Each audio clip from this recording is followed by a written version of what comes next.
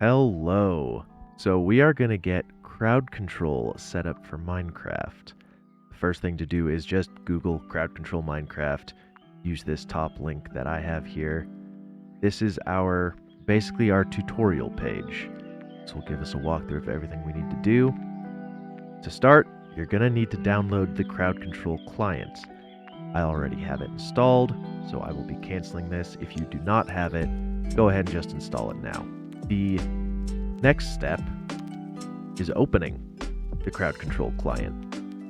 Everything can be done from inside of here, other than downloading things. You want game library, and then you're going to search for Minecraft at the top.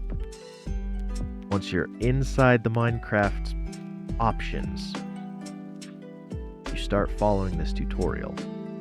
We're just going to follow the suggested setup. So we're pretty much just going to follow this tutorial word for word. All right. Now we'll take you through how to access things, where things are, because that's the part that can trip you up. To start, we have this open. We are going to click Configure Minecraft. Now this drop down, if you're paranoid like me, that's where you can change your game. It will also show you Minecraft Java Edition. So if you're paranoid like me, that's a good tool to have. Right here is our Configure Minecraft button. Put in your Minecraft name. We're just following the instructions. Local is if you're going to have the server that we're setting up on your computer. Not as complicated as it sounds. Remote is if you, say, have a 2-PC setup. I do not, so we're doing local. You will most likely also just be using the local option. Now it confirms, or it suggests, that we use Fabric. So that's what we're going to do here. Fabric for 1.21.1.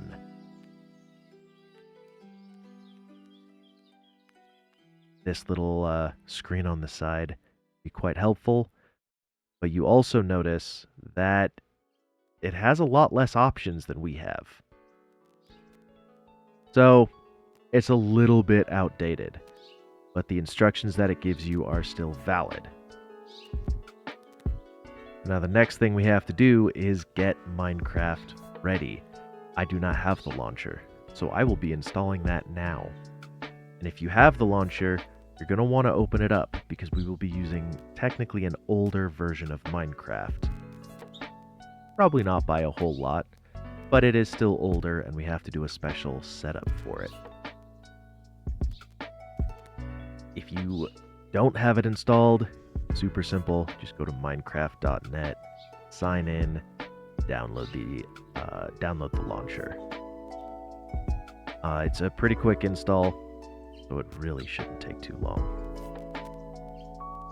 Once the launcher is open, you are going to select Minecraft Java Edition.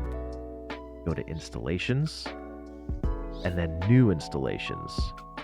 Hit this drop down, just keep scrolling down until we hit 1.21.1. We don't care about any of the snapshots or anything like that, just release 1.21.1. I would also recommend naming it at the top there, so that way you can identify it. I did not, but you will see later I do actually go back and change the name so I can identify what this setup is. It goes through a quick install of the older version, and then it launches itself. Now, we are going to have to add a server to it. Luckily, it is super simple to add the server. Just hit add server, name it whatever you like, put in the server address of 127.0.0.1. Don't worry that it says we can't connect to the server. We haven't set that up yet, so of course it can't connect to it. We just did that, and again, you're doing that through multiplayer, add a server, 127.0.0.1. You should have that all set up, ready to go. You can close out Minecraft now. Next, we need to figure out why we have the invalid game path. Well, we don't have the CrowdControl mod installed. So, we're gonna have to go get that.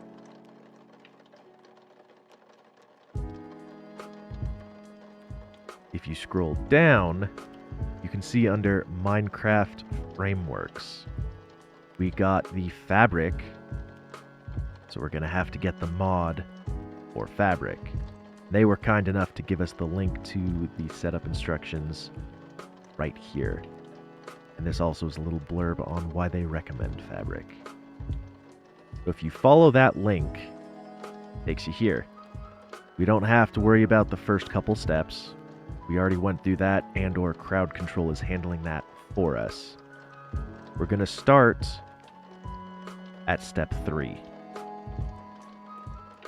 Because we have to do 3 and 4 before we can do 5 and 6. This is actually important. You're going to press the Windows key and R. That'll bring up this little guy. And all you're going to type in there is exactly what it says. %appdata%/.minecraft. And that will open up File Explorer to the Minecraft folder. The next thing to do is gonna be creating a new folder, as detailed in step 4. Create a new folder, call it mods. And all you have to do is just go up to this little guy, the new folder button, click that, and then type in mods. You now have a new folder named mods, and the downloads that we're doing from here will be going to that folder. So again, they were kind enough to give us the link here. We are going to download the Fabric API and the CrowdControl for Fabric. You go up to download, select the game version. Remember, we got version 1.21.1. We want to match the numbers on this. Go ahead, just download that. In this window, if it doesn't default to that, you can at the top put in %appdata%/.minecraft, and it will take you there. Click on the mods folder, download it there. Do the same thing with the CrowdControl link. Match the version number, and then for the platform, we chose Fabric. Make sure you pick Fabric on this as well. Download it to the exact same folder that we just used. Now that we have those installed, we're pretty much done here. We don't have to worry about step 7 or step 8. If you want, you can go through step 7. I did not, and it works fine for me with a little bit of testing that I did. Now, you click invalid path. It goes through, it does its own little thing and just decides to make it work because programs are smart like that now. And it's really easy. I like it. I like easy. I don't know about you, but I'm lazy. So the setup's been completed. The next thing we want to do is click on Launch Server. Now I know this is the big scary command line window. It's all automated. It will do its own thing, and this is what launches the server. So just let it go. Do not close it out when it's done. And you'll know it's done when it says it's done. Another nice thing it does, it lets you know when it's ready. So now, we go back to Minecraft, Java Edition, Installations, choose that installation that we just set up. And if you didn't rename it and you want to be able to identify it later, you can rename it now. Well, you can rename it at any time, but now's a good time to rename it. I just confirmed that is 1.21.1. That's the one we want. We're going to launch it. Now you want to keep the command line open. That is your server that we're going to connect to. If you close it out, it's not going to work. I had a couple crashes I had to go through, so I did have to relaunch stuff. It might be best if Once you've done all this, you make sure you close Minecraft, close out the command line window, and then you click the start server and you start up Minecraft again afterwards. This time, now it's done. So the server is in fact running. Again, if you need the information for your Minecraft server, it is all in there. Now we go here, launch the server, it shows you can connect, and we're in. The next step is very important. Before you try to go live and do stuff with this, pull up your CrowdControl. You're going to want to pull it up, connect this, because now it's active. Start session. That will allow people to get CrowdControl coins, and it will allow them to send in the effects.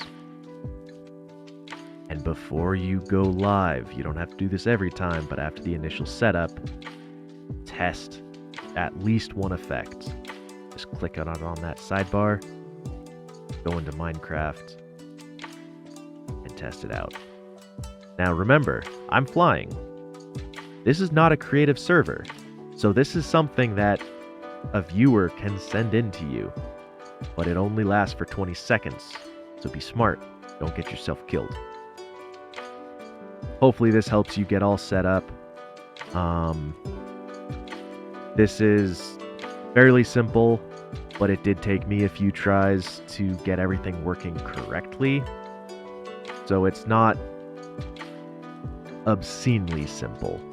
It's simple enough that following along with this, using that tutorial document that they give you, you should be able to get it working without too much hassle.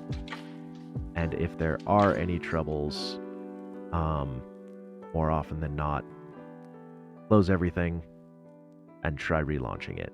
The old IT trick of have you turned it off and back on again.